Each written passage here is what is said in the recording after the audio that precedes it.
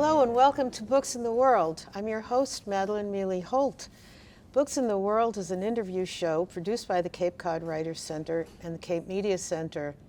The Writers Center was established over 6 decades ago and sponsors a 4-day writers conference every summer on Cape Cod.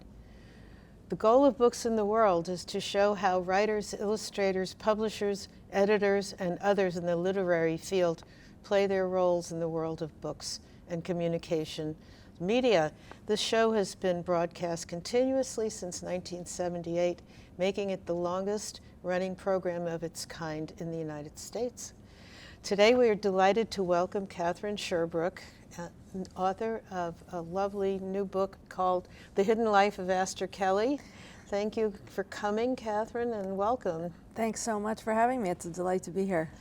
I was telling you earlier that Books in the World had been run all these years, and in the early years of the Cape, many famous people were involved in it. Kurt Vonnegut is famously named as one of the early people. He lived in Barnstable, not too far up the road. So we're proud to continue the tradition, and as I was telling you, this is a show to give authors opportunity who don't normally have opportunities for publicity. I'm going to jump right in and say that you were involved with Grub Street, so I think you have some experience with more or less meeting authors and training them to publicize their books. Is that the case? Yes, that's right. Grub Street, which is headquartered in Boston, really helps authors with everything from craft through learning how to break into the market. And is also just a very supportive community to then cheer each other on as our books get out in the world. Well, you've had some very big successes among the authors of Grub Street, and some we've interviewed on this show. And I know that you recently won an honors award in fiction from the Mass Center of the Book. And That's that right. was for your book, Leaving Coy's Hill. We'll talk about that a little bit later, but Wonderful. you have a great variety of books right here on the table, but we're going to start out by talking about your new book, which is coming out in April. Is that correct? April 4th. April 4th. I'm just going to read one of these nice comments that Randy Susan Myers, the author of Wasted, said about your book. Drama and secrets saturate Hollywood, on and off the screen. Sherbrooke deftly weaves an intimate look at forbidden love, heartbreak, and life-changing secrets into a journey through decades of braided worlds of fashion and entertainment from New York to California. So that gives us the flavor of what we're going to talk about in The Hidden Life of Aster Kelly. But before that, we're going to talk a little bit about your background. Okay. I relate to your growing up in New Jersey, not too far from the city. The city. Yes, yeah. the city. The yes. city. Did we all get bit by some kind of a glamour bug who lived anywhere near there? Yeah. Living near the city actually was where my fascination for Broadway came from, which is the second storyline in this book. It was a grand annual adventure to get to go into the city to see a Broadway show. But New York was pretty gritty back then. It was kind of pretty terrifying in the 70s as a young girl going to those shows. So I thought it would make an interesting juxtaposition to show the sort of fabulousness of Broadway next to what's really going on in Times Square. Yeah, well, they cleaned it up and then it went downhill again, and I don't know indeed. what's happening now. We live in our world of the Cape, and Yes, it's very indeed. nice here. So you went to Dartmouth College and Stanford Business School and caught the entrepreneurial bug and did some, you had your own business for a while? Tell That's us a right. bit Yeah, about that. I co-founded a business with a classmate from Stanford Business School that was headquartered in Boston called Circles. And we ran that company for about 11 or 12 years before we sold it. And that's when I decided, thinking I was just taking a break between startups, to write my family memoir, and then was reminded that the thing I always wanted to do my whole life actually was write. So then started the second half of my journey. Wow. So your family memoir is this one called Finding Home. Yep. And in it, you have some pictures of the characters who became part of your story. Yes. I won't go too far into that just now. But they are glamorous, and one of them is your mother. That's right. You know? That's right. Glamour is the name of the game in Aster Kelly, among other things. But so then you publish your first novel, which is Fill the Sky. Do you have a little bit to tell us about that? How did this become your first novel? You left your business and you decided to write a novel. Yes, fiction was always sort of the dream, so I decided to give it a shot. And I love fiction that takes me to a different place or time that I may not have, a chance to go to. And this book is about 3 friends who go down to Ecuador to see if shaman there can cure one of them from cancer. And I had recently been on a spiritual journey to Ecuador, and it struck me as a fantastic setting for a novel. So then I created a fictional set of characters who, as I said, went down to Ecuador for medical reasons, and that was the genesis of that book. So how did it feel to actually be writing a book? What was your top of the head feeling about how am I doing? Can I do this? Am I going to do it? All of that. It was exhilarating and terrifying and, kind of finding my way in the dark, not really knowing what I was doing. Again, Grub Street was hugely instrumental.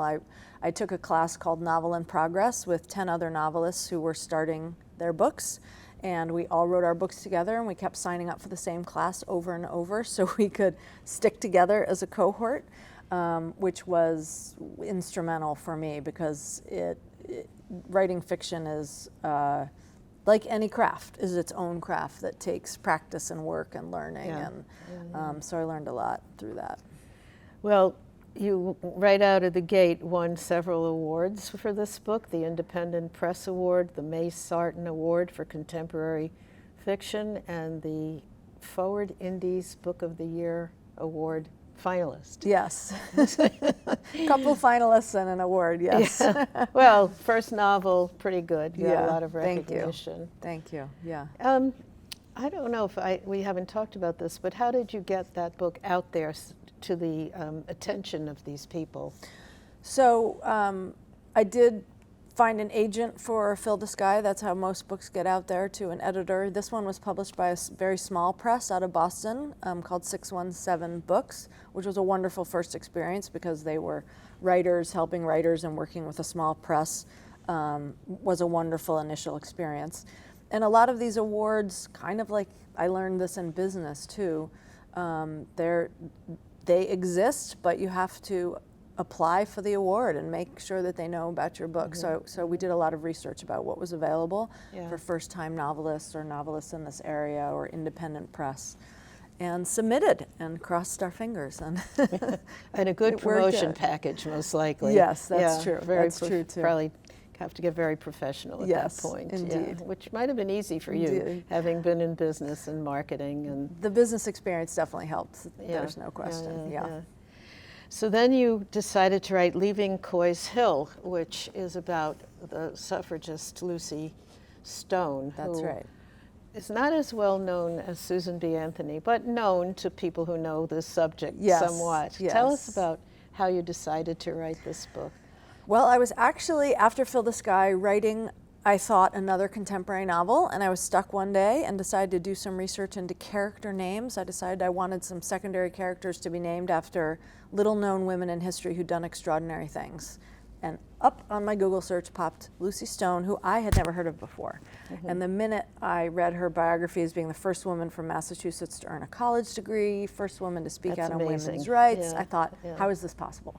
Yeah. So before I knew it, I was doing anything but writing that other novel. I was reading everything I could about Lucy Stone and hoping that I could find enough of a story there. And the deeper I got into her story, the clearer I was that this was the story I wanted to tell.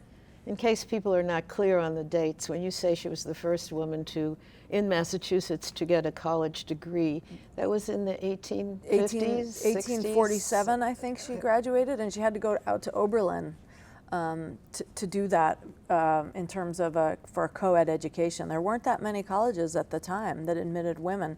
Even Mount Holyoke, which is famous, around our parts, really started as more of a secondary school than a 4-year program back then. So there weren't that many places to choose from. And Lucy, growing up under a staunch abolitionist, also really appreciated Oberlin because they were also the first college in the U.S. to accept black students. So it was both co-ed and co-racial, and she got a wonderful education there.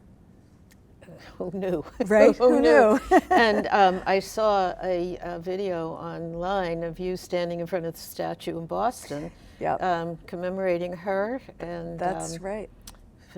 Phyllis Wheatley. Phyllis Wheatley and Abigail Adams. Yeah, it's called the Women's Memorial, and it hasn't been around that long. It was installed in the 2000s. And that's actually what came up on that Google search. Without that statue, I may not have stumbled upon her. It's a really wonderful statue on Comm Ave, so I visit her as often as I can. Well, let's get on to the hidden life of Aster Kelly. Okay. And, it's a departure from both the books, but it is back to, I was going to say contemporary fiction, but no, it isn't really contemporary. It's more like, think of it as a period piece. A little not historical fiction almost. It's about the glamour of Hollywood. This is loosely based on your mother's story. Can you tell just a little bit about that? Sure. It's inspired by my mother because she was a runway model in Hollywood in the 40s. And she actually I found out later, really was entangled, if you could use that word, with some pretty famous people. We're talking Cary Grant, Bob Hope famous, but wouldn't ever talk about that time in her life. Even though she came home divorced with a child, she wouldn't even talk to my sister about who her father was. So that created quite a bit of intrigue for me, as you can imagine. I was a little scared by the fact she wouldn't talk about it, and mesmerized by that. And so that was really my creative launch pad, was how does a gal from Newark end up getting to know all these people in Hollywood and come home burdened by secrets? What could have happened? So I don't in this book attempt to piece together the truth of her life, but just use some of the breadcrumbs she left behind and some of what I learned about fashion and just other things that she would let slip when she was in an unguarded moment to sprinkle into the book, but the rest of the story is fictional.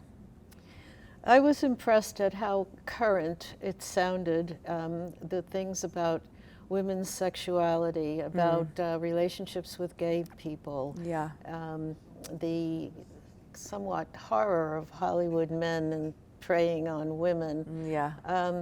I was like, now, did this author know something more about what it was like there than I thought I knew? And we're not so, we didn't discover it. The women's liberation movement of the 60s and 70s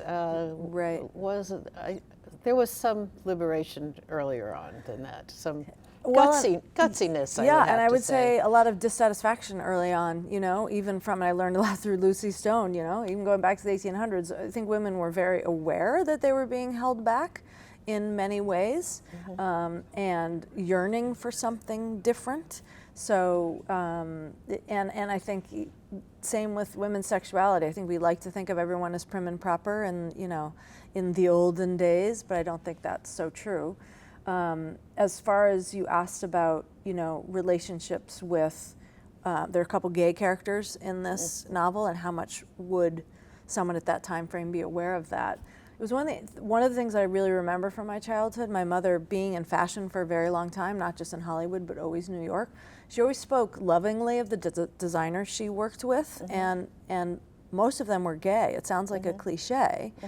And I grew up in a pretty conservative household, but for her, it wasn't at all unusual. And she would tell me stories about some of these designers who would take pity on her because she had no money and give her some of the scraps, which were beautiful fabrics, and she would make her own clothes. Or a lot of the clothes were made to fit her because she was a fit model, and then they would let her buy them at cost. These are, we're talking like Henri Bendel, beautiful clothes, and they would let her take them home for almost nothing because they were literally made to fit her. And so she had wonderful relationships with a lot of these men who were gay. And so for me, that always just seemed, part of the fabric, if you will, of society, even though it wasn't common. Even when I was growing up, I didn't personally know anybody that was out, but my mother spoke about it all quite easily.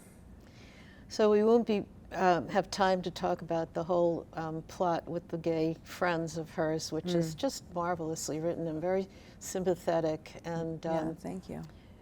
And it leads to a plot twist that I didn't see coming, and I give you a lot of credit for the craft that you practiced there.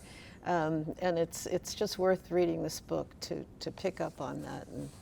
But before we leave the subject of the fashion, I've been telling people about what this book is about, and one of the anecdotes I like to tell is about when she goes to get a job, hopefully as a designer, with Fernando, who is the designer.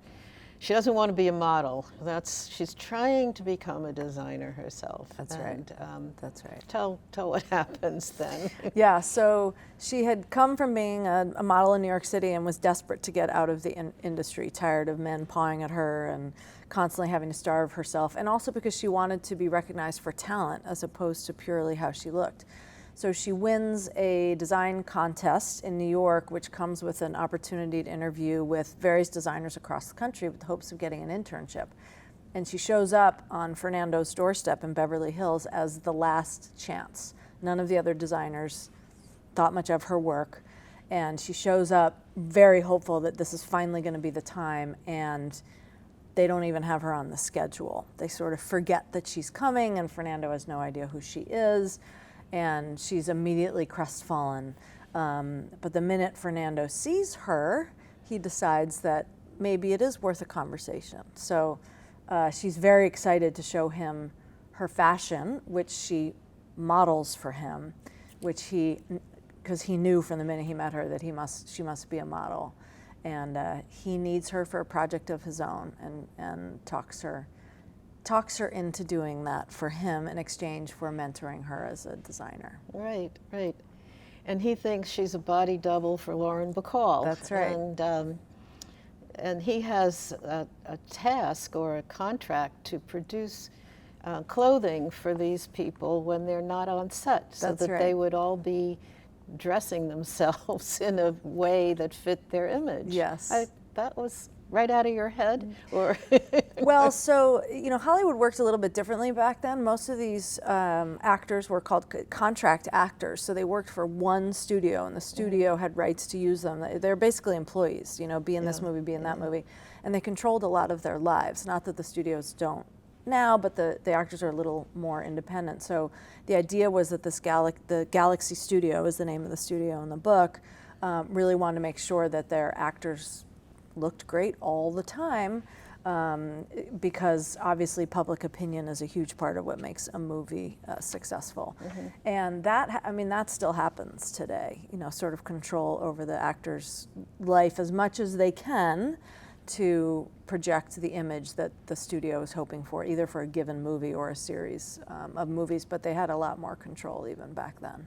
Yeah, so Fernando wants Aster to model the clothing that he was designing for Lauren Bacall. That's right. And that's where it goes. Yep. The other thing that's going on at this time in the novel is that Aster has, I'll tell a little bit of the story, I try not to do spoilers, but she's left a rather good relationship behind because she wants to become a designer in Hollywood or someplace, and she wants her own life, which is all very current and good to read about. So she becomes involved with a producer, and that part is also very reminiscent. Well, first of all, she wants to be liberated sexually, and she's going to try to, maybe I should let you tell it. This is what impressed me. She's saying, by God, I'm not going to do what everybody expects of me. Yeah, yeah.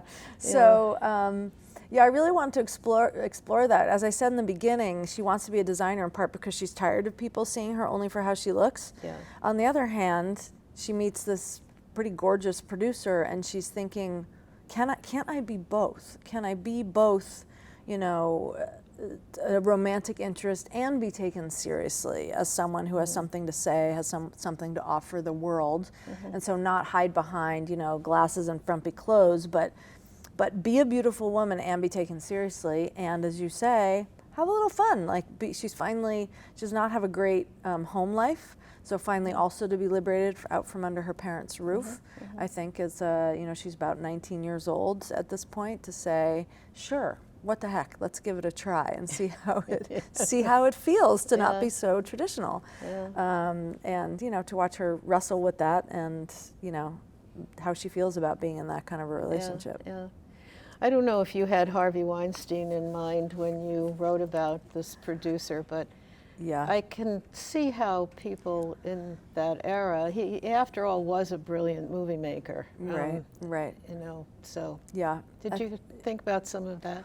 Well, all of that. I mean, I think that history, there's a very long history of that kind of power dynamic, whether it's in Hollywood or in any industry, of preying on younger and or less or junior women, if you will, and because they have so much power, there's just a belief that they can kind of turn the world the way they want to turn the world, these men, and they were quite successful in doing that without being stopped very often.